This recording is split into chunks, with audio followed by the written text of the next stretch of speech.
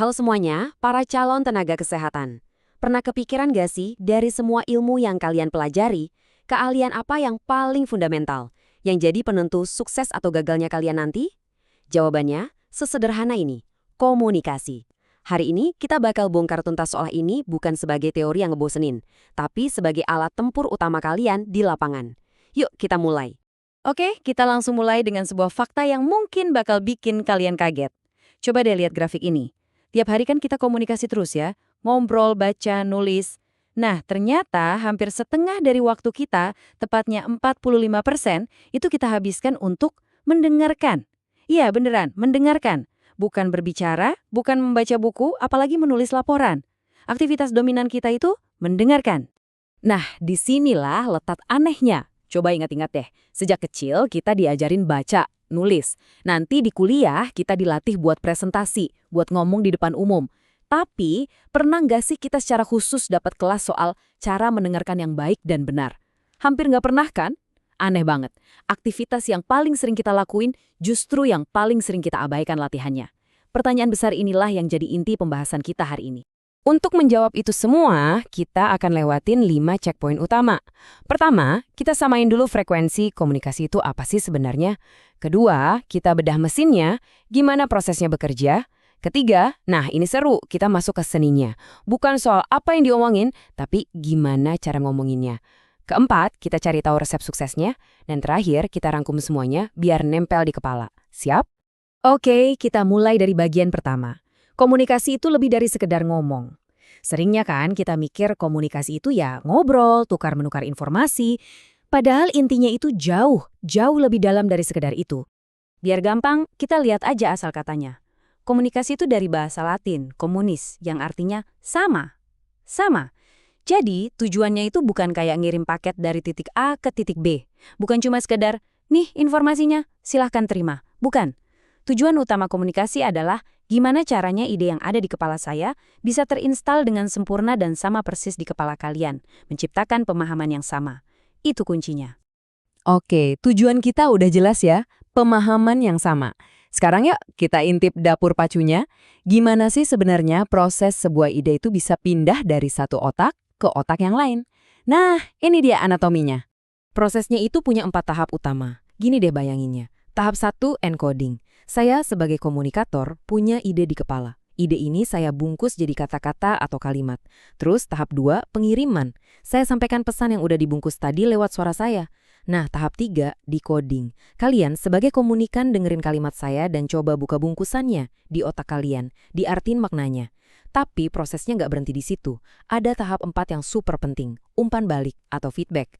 Kalian mungkin ngangguk atau nanya balik, oh jadi maksudnya begini ya. Nah respons itulah yang jadi konfirmasi buat saya apakah pesannya nyampe dengan utuh atau enggak. Eits, tapi tunggu dulu. Perjalanan pesan ini nggak selamanya mulus. Di setiap tahapnya selalu ada potensi pengganggu yang kita sebut noise. Dan noise ini bukan cuma suara berisik ya. Buat kalian nanti, noise itu bisa macam-macam. Bisa jadi pasien lagi nahan sakit, jadi dia gak fokus dengerin kalian. Itu noise fisik. Atau kaliannya yang lagi capek banget abis jaga 24 jam. Itu noise psikologis. Bahkan istilah medis yang kalian pakai terlalu canggih buat orang awam, itu juga noise. Intinya, si pengganggu ini bisa muncul kapan aja dan di mana aja buat ngacak-ngacak pesan kita. Sekarang kita masuk ke bagian yang menurut saya paling keren. Karena ternyata dalam komunikasi, seringkali yang jadi penentu itu bukan apa yang kita omongin, tapi bagaimana cara kita ngomonginnya. Yuk, kita kupas tuntas soal ini. Gampangnya gini, komunikasi itu punya 2 jalur. Jalur pertama itu verbal. Ini soal kata-kata yang kita pilih, mau diucapin langsung atau ditulis, ini yang paling jelas dan kita sadari. Nah, ada jalur kedua, yaitu non-verbal.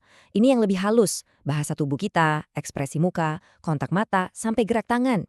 Dan seringkali bagian inilah yang jadi juru bicara hati kita yang sesungguhnya, yang nggak bisa bohong. Nah, sekarang siap-siap kajet lagi. Ada sebuah teori terkenal dari Mehrabian. Lihat deh angka-angka di sini. Kalau kita lagi ngomongin soal perasaan atau sikap, misalnya nunjukin rasa empati ke pasien, ternyata kata-kata yang kita pilih itu bobotnya cuma 7%. Cuma 7. Terus sisanya dari mana? 38% itu dari nada suara kita, tinggi rendahnya, kecepatannya, dan yang paling gede, 55% itu murni dari bahasa tubuh kita. Gila kan?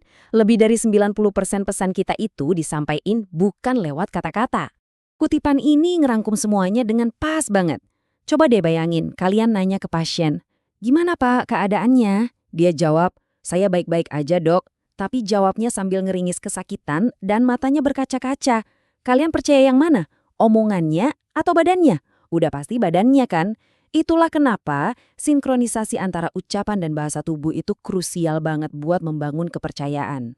Oke, kita udah tahu prosesnya, udah tahu juga jenis-jenisnya. Sekarang kita masuk ke bagian yang praktis.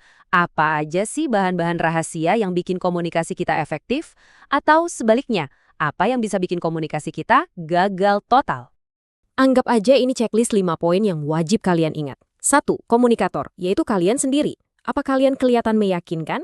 2. Komunikan, si penerima pesan. Apa pasiennya lagi tenang atau lagi panik? 3. Pesan itu sendiri. Kalimat kalian libet nggak? Langsung ke intinya.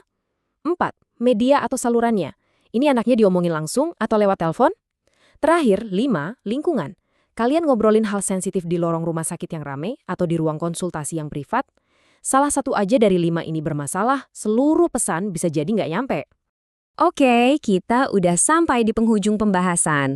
Sekarang waktunya kita tarik napas sebentar, kita rangkum semua poin penting yang udah kita bangun bersama, dan kita lihat setelah ini kita mau kemana. Jadi, apa sih kesimpulan utamanya? Ini dia, komunikasi yang efektif itu bukan soal transfer data. Kalian bukan mesin yang cuma mindahin informasi, bukan. Komunikasi efektif itu soal menciptakan pemahaman bersama, soal mengubah kebingungan dan kekhawatiran pasien menjadi kejelasan dan ketenangan. Kenapa ini penting? Karena dari pemahaman itulah muncul kepercayaan.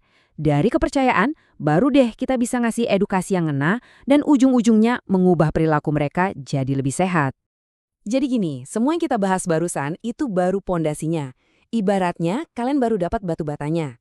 Pertanyaan besarnya sekarang bukan lagi, apa itu komunikasi? Pertanyaannya udah naik level. Sekarang pertanyaannya adalah, bagaimana saya akan menggunakan pondasi ini untuk membangun strategi yang jitu? Ingat, di dunia kalian nanti, komunikasi itu bukan sekedar ngobrol, tapi sebuah intervensi, sebuah tindakan medis. Jadi pertanyaan terakhir untuk kalian, siapkah kalian membangun strategi komunikasi yang benar-benar bisa mengubah perilaku dan bahkan menyelamatkan nyawa?